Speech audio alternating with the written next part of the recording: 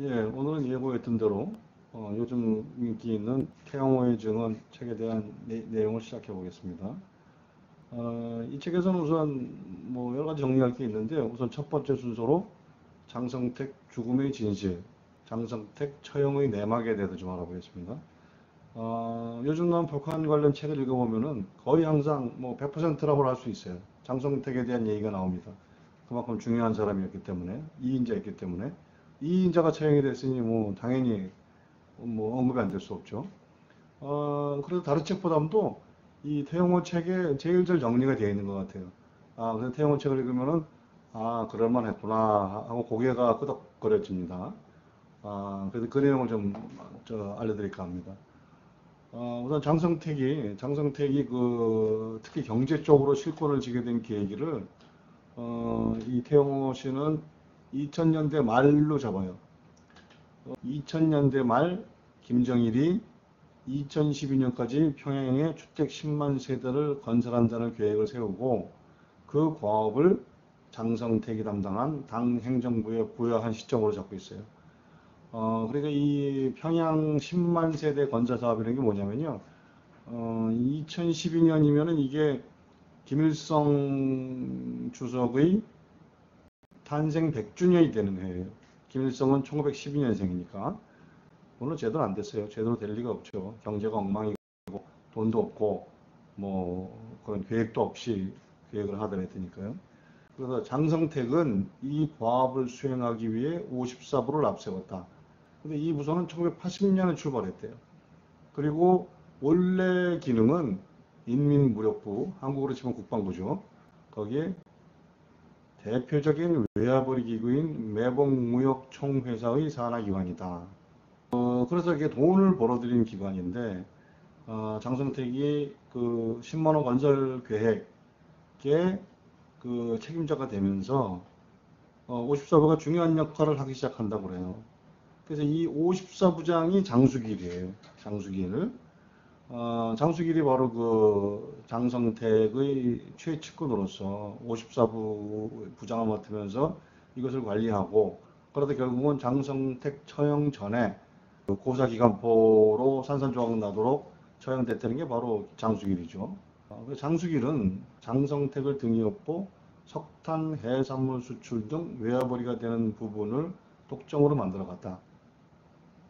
아파트 10만 세대 건설을 위해 54부는 중국으로부터 투자금을 끌어와 타일 공장을 건립했다. 투자금은 석탄과 해산물 등의 수출을 통해 상환하기로 했다. 그래서 그 돈을 끌어오는 방법으로서 북한에 있는 석탄과 해산물을 중국에 주고, 그리고 중국에 자본을 끌어오고 하는 식으로 했는데, 그래서 54부가 그 수산기지 그걸 독점을 했대요. 이 수산 사업이 결국은 장성택과 장수길의 목숨을 앗아가는 그런 계기가 된다는 겁니다. 이 수산 사업을 독점을 하니까 이 특권을 빼앗긴 군부가 장성택을 미워한 거예요. 저게 다 해먹는구나. 어? 그래서 여기서 온천 비행장이라는 데가 나와요. 온천 비행장은 평양의 인천이라고 할 수가 있죠. 평양의 인천, 평양에서 가까운 항구, 남포라고 있어요. 거기 남포의 수산기지를 장성택이 만들었대요. 수산물을 생산해서 중국에 수출하고 돈을 벌어들이고 뭐 그런 거겠죠. 근데 이제 온천 비행장을 김정은이 방문했을 때 이런 얘기가 나오죠. 온천 비행장 지휘관들이 김정은에게 비행장에서 가까운 54부 수산기지를 넘겨달라고 요청한 것은 이런 배경이 있었다. 하지만 아무것도 몰랐던 김정은은 자신의 직인 최고사령관 명령으로 수산기지를 공군사령부에 넘겨주라고 지시한다. 아무것도 몰랐던 이런 얘기가 나오죠. 아무것도 몰랐던 김정은이 이렇게 지시를 하니까 그 장성택의 부하인 장수길, 54부장 장수길은 이거에 대해서 뒤집겠다는 발언을 한다고 합니다. 뒤집겠다. 근데 이 뒤집겠다는 말이 그냥 통상거래요. 위에서 지시가 내려오면, 뭐, 어필하는 과정이죠. 뭐, 통상적으로 쓰는 말이에요. 말이라고 그래요. 김정은이든 김정일이든 어떤 지시를 내렸을 때, 이거는 따르기가 좀 힘들다. 그러면, 내가 무슨 뭐, 보고서를 올려서 결정을 뒤집겠다. 이렇게 한 말인데, 그런데 이 얘기를 들은 보위사령관이 이번 기회에 장수기를 죽일 수 있겠구나. 그래서 이런 부분이 나와요. 보위사령관은 김정은에게 잘 보일 수 있는 사건 하나가 걸려들었다고 생각했던 모양이다. 마치 대단한 사건이라도 일어난 것처럼 54부장 장수길이 최고사령관 동지의 명령을 뒤집겠다고 부하들에게 말했다고 김정은에게 보고했다. 그래서 여기서 이런 얘기가 나오죠. 김정은은 간부에 대한 통제를 강화할 때부터 이들에게 한번 본때를 보여주겠다고 생각했던 것 같다. 김정일에게는 긴장도 하고 수첩에 메모도 하던 간부들이 김정은에게는 전혀 다른 태도를 보였기 때문이다. 처음엔 간부들을 친근하게 대했던 김정은이 갑자기 돌변한 것도 은하수 악단에 대한 무자비한 처형을 통해 간부들의 길을 꺾겠다는 계산이었던 듯하다. 그러니까 김정은이 처음에 이제 젊은 지도자로 등극한 다음에는 굉장히 간부들을 친근하게 대했다는 거죠. 그래서 김정일 때만 해도 김정일은 무서운 독재자니까요. 간부들이 긴장도 하고 수첩에 메모도 하고 그랬는데 이 젊은 김정은이 등극을 하자 그렇지 않았다는 거예요. 더군다나 이 젊은 지도자가 처음에는 친근하게 대했대요. 간부들한테. 그러니까 뭐 더욱더 그럴 수가 있죠. 김정은이 웃는데 그 웃지 않고 노트하겠어요? 근데 이거를 자격지심을 가진 김정은은 괘씸하게 생각하고 있었다는 거죠. 그러니까 이러던 사람에게 장성택의 그 측근, 제일 가까운 장수길이 당신을 주식겠다, 반역을 하겠다, 이렇게 하는 얘기를 전해주니까, 여기서 터져버렸다는 거죠. 김정일 때만 해도, 김정일은 뭐 정권을 장악하고 무서운 사람이니까요. 그리고 김정일은 권력에 오르기 전까지 한 뭐, 오랫동안 준비를 하죠. 벌써 74년도, 73년도에 그 실권을 쥐기 전에 60년대 말에는 영화로서 다 그 혁명 1세대, 2세대의 마음을 다 사놓고 그리고 아버지를 이제 허수아비를 만들어 놓고 그러면서 권력의 정점에 등장하기 때문에 준비 기간이 한 15년 뭐 그 정도 되는 걸로 제가 기억을 해요. 그러니까 자기 노력으로 자기 위치를 찾아간 거예요. 물론 김일성의 장남이라는 그런 플러스 요인이 결정적인 요인이 있었지만 그러니까 북한 관리들이 김정일을 얼마나 무서워했는지에 대해서는 김우중 전 대우그룹 회장도 증언을 남기고 있어요. 김우중 씨는 김일성 부자를 20번 이상 만났대요. 김일성, 김정일과 같이. 그런데 김우중 씨는 김일성 주석보다 김정일을 더 무서워했다. 관리들이. 김일성의 말은 경청하는 신용을 하며 김정일의 안색을 살피고 행동하는 고위 관리들의 모습을 직접 보았던 것이다. 그러니까 김정일은 김일성의 장남으로서 그 김일성에 대한 신격화를 진행하면서 완전히 그 권력을 장악한 거예요. 전면에 대두하기 전에.